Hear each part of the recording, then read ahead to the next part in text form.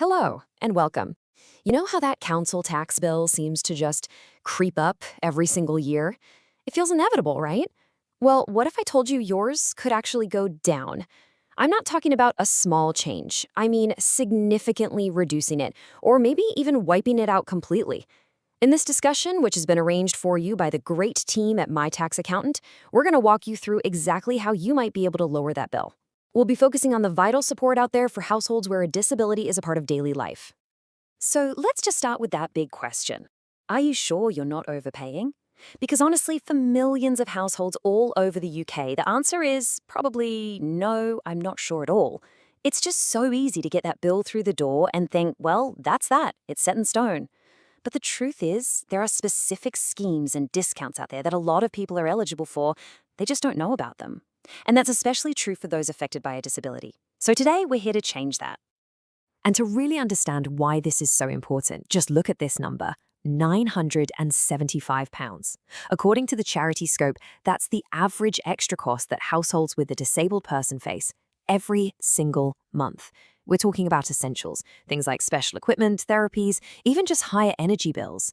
When you're facing that kind of extra pressure, finding every single saving you can, like on your council tax, well, it becomes absolutely crucial. It's not just a nice to have, it's a real financial necessity. Okay, so here's what we're going to cover today. Think of it as our roadmap. First, we'll quickly set the scene. Then we're diving straight into 3 key ways you can get help: the disabled band reduction, the SMI discount, and the support for people on low incomes. And we'll wrap up with how to really maximize those savings and, where to turn if you need a bit of expert help. All right, let's get into our first major solution. This one's called the Disabled Band Reduction Scheme. And the first thing you need to know right off the bat is this has absolutely nothing to do with your income or how much you have in savings. It's all about the physical space you live in, specifically whether your home has been adapted in some way for a disabled person who lives there. Now, the rules for this are pretty specific, so let's walk through them together. First up, someone in the home, and it can be an adult or a child, needs to have a disability that's considered both substantial and permanent. Okay, so that's part 1. Part 2 is that the house itself needs to have at least one of these 3 things, either an extra bathroom or kitchen for that person's use, or a room that isn't a bathroom or kitchen that's mainly used for their disability, maybe for therapy or storing equipment. Or there's just enough indoor space for them to use a wheelchair, think widened doorways and things like that. And here's where you see what that actually means for your wallet.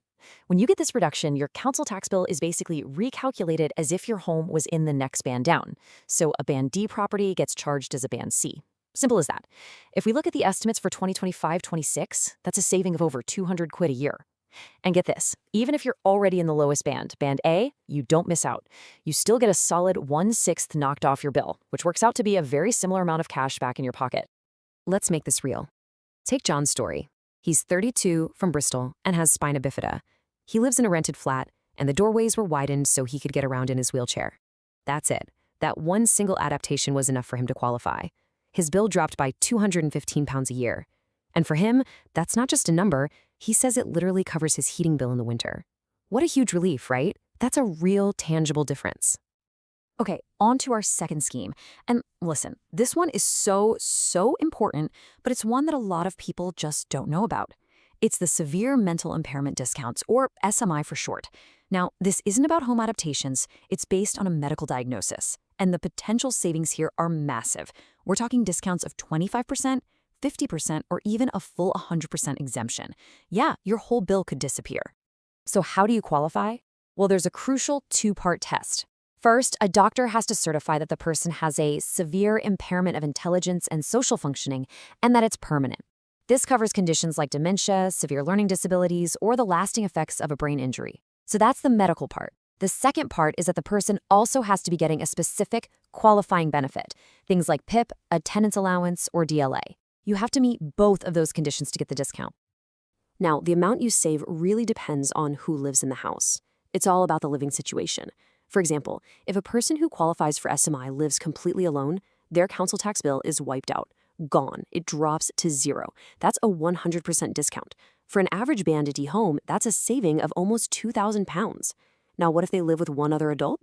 Well, that other person then gets the 25% single person discount. And if everyone in the house qualifies, then again, the whole bill is wiped out. And this is exactly what happened with Mary. She's 72 from Manchester and has Alzheimer's.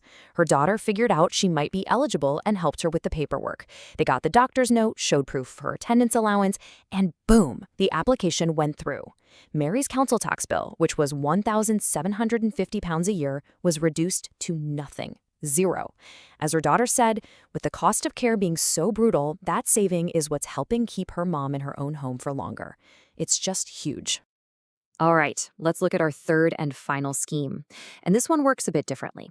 It's called council tax reduction, or sometimes you'll hear it called council tax support.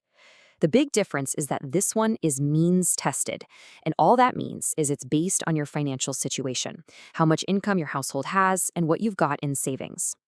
It's not tied to a specific adaptation or diagnosis. So you might be wondering, how does having a disability fit in here? Well, pretty directly, actually. A disability or a long-term health condition can often affect how much you can work, which, can lead to a lower household income. But here's the key part. If you're getting certain disability benefits, like PIP or DLA, they often add something called a disability premium to your claim. It's basically a way of telling the council, hey, this household has higher costs, and that can mean you get a bigger reduction. Just two things to keep in mind. There's usually a savings cap of £16,000, and every single council runs its own slightly different version of this scheme. Look at Tom's story from Cardiff. It shows just how much of a game changer this can be. He's 38, and because of fibromyalgia, he had to cut back his work hours, so his income took a big hit.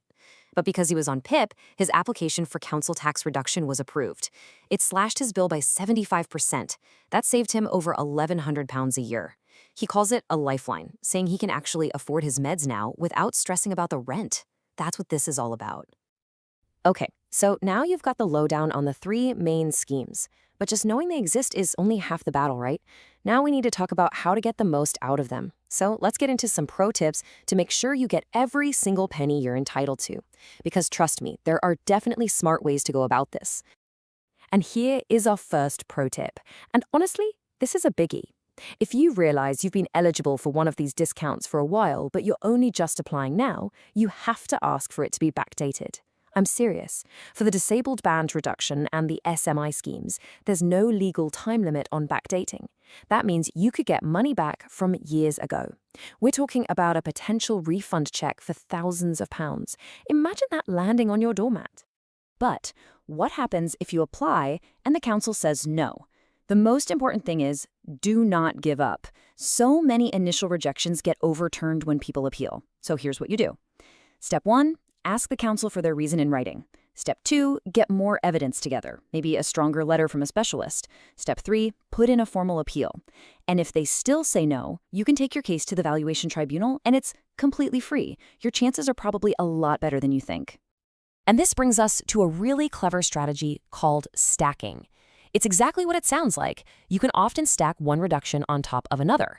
So for example, let's say you qualify for the disabled band reduction because of a change to your home. You apply for that one first. Then, once your bill is already lower, you apply for the means-tested council tax reduction on top of the new, smaller amount. Look at Lisa's example here. By doing this, she saved over £1,200 a year. It's a fantastic way to maximize your savings. Wow, okay, we have covered a lot of ground. And hopefully, you're feeling a bit more empowered with all this knowledge.